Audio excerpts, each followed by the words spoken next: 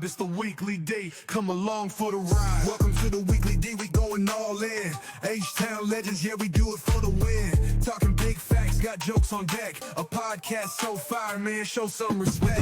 Dropping in, telling stories so bold. Comedians, hustlers, legends and pros. We keep it light, keep it tight, but we wildin' too. If you ain't laughing, something wrong with you. What's up, guys? Welcome back to the Weekly D podcast. I'm your host, Danny G, and today we have a very special guest, Maria Saez. Maria Saez. We're out here at Embrace the Culture event for them damn Mexicans here at TWD Tap Brewery in Congo, Texas. Right? Yes, Got ma'am. tongue-tied. That was great. Keep going. And so we're out here. You just performed. I did. I had a great performance. I'm so grateful to have this platform. I try to come here and I try to think like how it could be meaningful. I try to talk about the culture. I was going to ask you, I love to flip interviews. What does culture mean to you?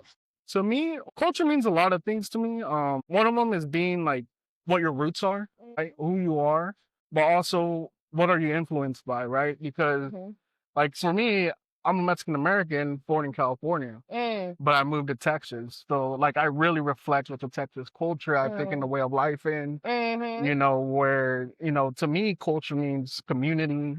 It means aspects of who you are, what makes you you. What about you? Yeah. And do you speak Spanish? Yeah. Okay, great. Okay. Yeah. So I believe it's our roots, like you said. And that's why during my performance, I played a little Bad Bunny because my roots is actually Puerto Rican. Oh, I'm Puerto Rican, yeah, Boricua. So I try to represent with that, but I don't speak Spanish. I'm working on that. And I feel like that kind of disconnects me from the roots a little bit, but we can't let that deter us. We got to stay connected to the roots somehow. So I think the culture is our food, the fashion. Our culture is us right here at Embrace the Culture. Exactly, You know what I mean? yeah. The media. We got beautiful vendors. Shout out to Shadia. Yeah. I always love seeing her here. The beautiful food. We are the culture. So what are we? What is our future too? What are we putting out there and how are we building our community? Yeah, I love that. You said it so perfectly. And, in times like these where everything's so divided, like it's beautiful to have an event like today where Latinos of all walks of life. Like, exactly. No matter what you Latinos, want. Yeah, left, right. Yeah. You know what though? Not just Latinos. I love that. But it's also, I love this platform for all Latinos. I feel like, you know what I mean? It's so, I love that we all get together here. I mean, that's how we start the diversity, but also, becoming united, right? The only way it works is if we get people from every path of life, different generations, and we all get together and unify as Latinos. And then hopefully, the way I see it, I always hope that the unification of Latinos will slowly, span out and start unifying other people, especially in a time like right now where there's so much diversity, there's so much fighting. And this event is such a beautiful event because of what it's doing. It's bringing us all together. I love it. To have fun, explore new artists, see great performances, have great food. I love it. Make new community, Yeah, definitely. I'm grateful for this platform. Yeah. This is my first Embrace the Culture. Is it? Yeah. Oh, Yeah, nice. I went to the one last year, but I didn't perform. So I'm so happy a year later I'm performing. That's awesome. Yeah, this is our first one too. We were here last year. We came to support, How it grows. Yeah. Right? That's beautiful to see. Yeah, and it's crazy because like the first person I met involved with this movement was actually Latinx and sitting next. Yeah, shout out to Latin. He linked me up with David from TDM. And then from there, we've just been growing with the community and trying to meet everyone that's a part of it. Yeah, that's great. So you're Boricua? Are you born? No, I was born in New York, Brooklyn, New York. And then I went to Florida.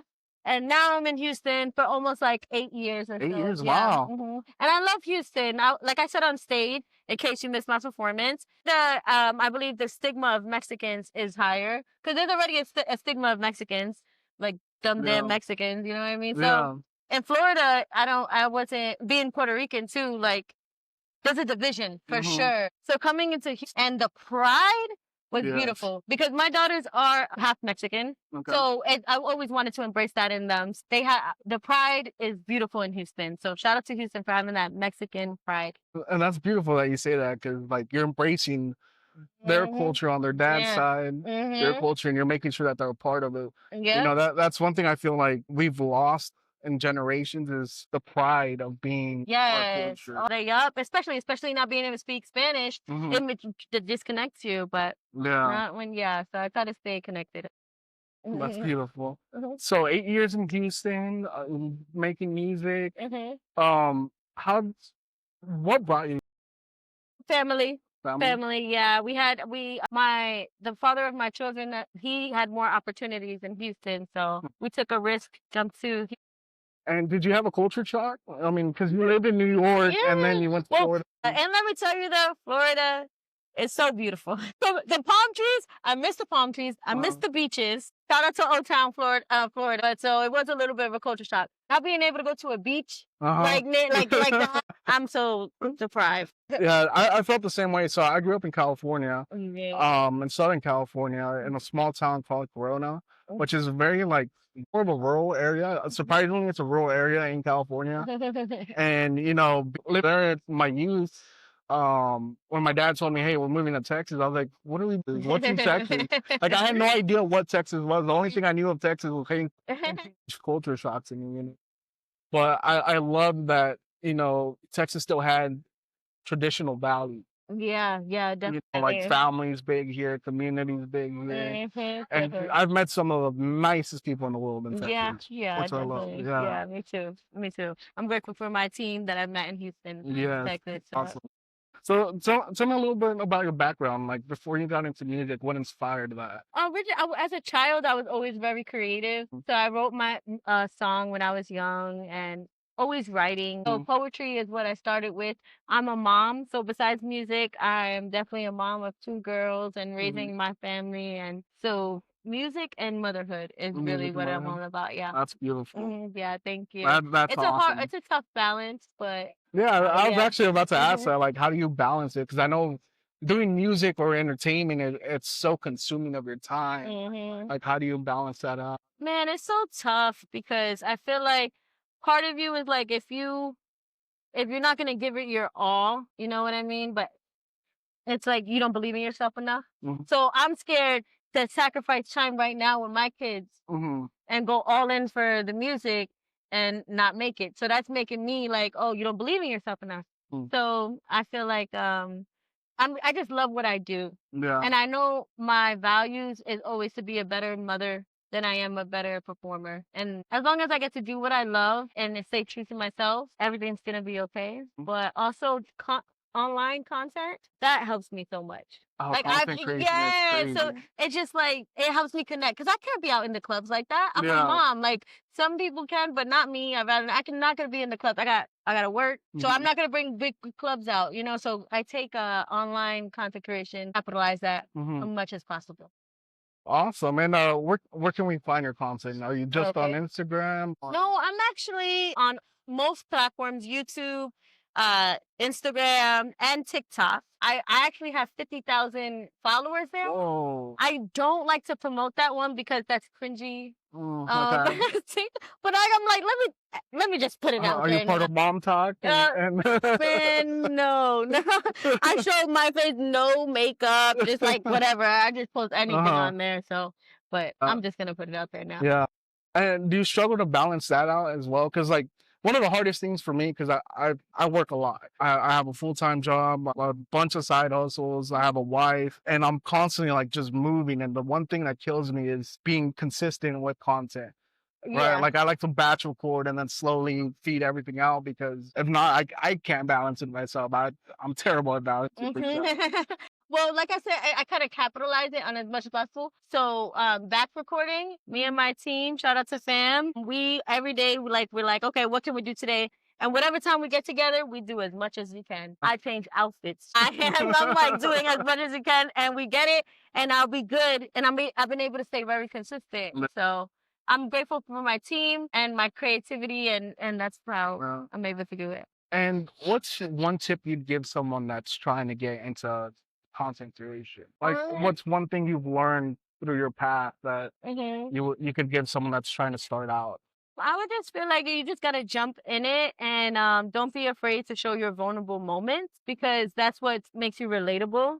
You Mhm. know what I mean? I still have a problem with not wanting like trying to be perfect on, you know, like I want an outfit, I want to look cute. But sometimes just get on there and just be relatable and show, you know, the real thing, you know? So, and don't be afraid of failure.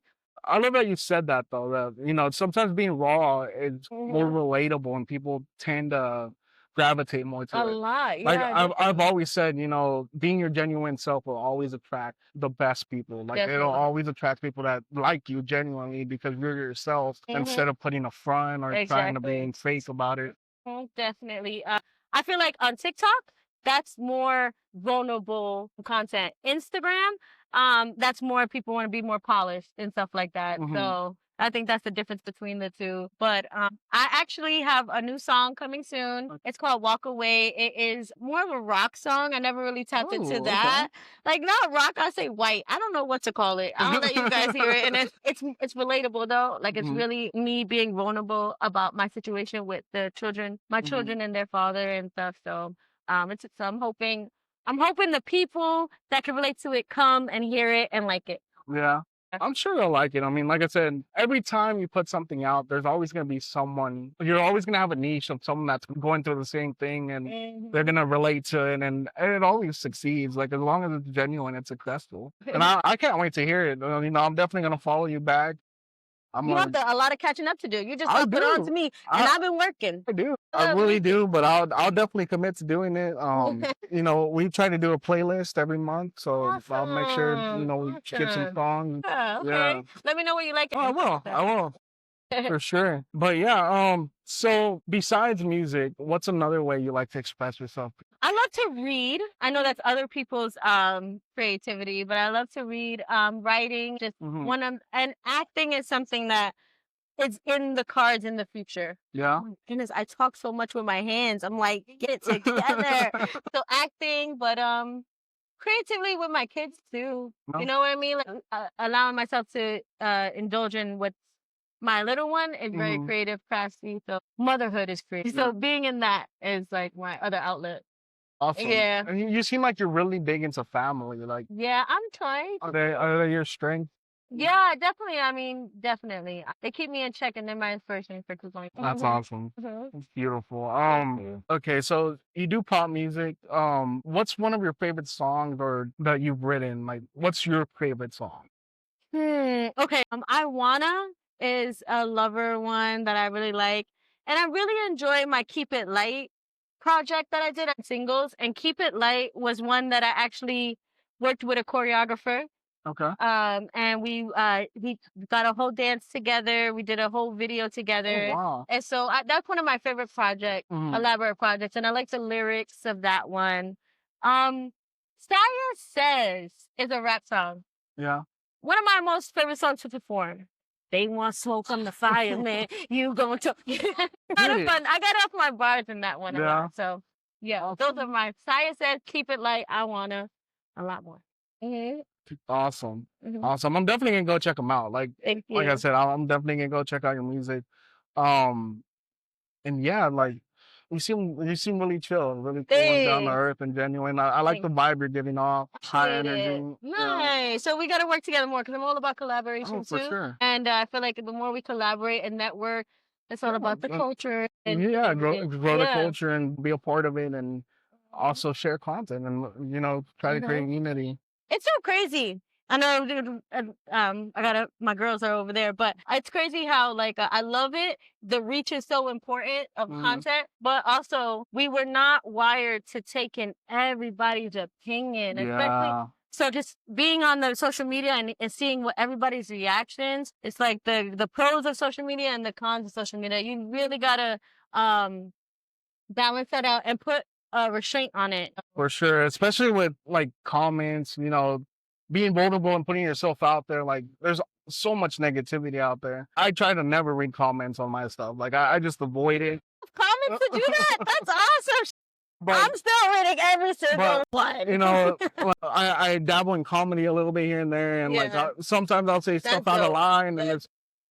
I already know. I always say like, what I say at this time is what I believe at this time. You know, if I'm wrong, I'm wrong, and I'll grow from it. But you know, I'm not backtrack or, be like, no, Yeah. I never said that. Yeah, I get what you No, mean. I'm gonna own it because They're not that's business. part of it. Yeah. Mhm. And it's not necessarily to be mean or rude or confrontational. It's just, that's where I'm at. Yeah. People grow. We're human. We're imperfect. Mhm. But Yeah, that's yeah. very true. Grace. We need grace. Yes, Too. lots of grace. Yeah. Lots of grace and compassion for one another. Because of that. Thank you. No, good. Compassion. Yeah. Awesome. Well, it's been a pleasure meeting you and having you on the show. Thank you We're so definitely much. going to link up again. Like Yes, I said, we are. I always love bringing artists back onto Yeah. the show. I usually say a year, but, depending Okay. on how things are moving. I'm evolving like definitely- this, so you might need to catch me in 6 months because I'm like this. Yeah. No, and we're definitely going to reach out, bring you back on, have a more, set up interview, and that way we can get a little bit deeper into who you are and what you do. Awesome. Thank you guys so much for having me. I appreciate it. Thank you so much for being on the Weekly D podcast. Remember, guys, I'm your host, Danny G, and if you can't get it daily, get it weekly. Yay.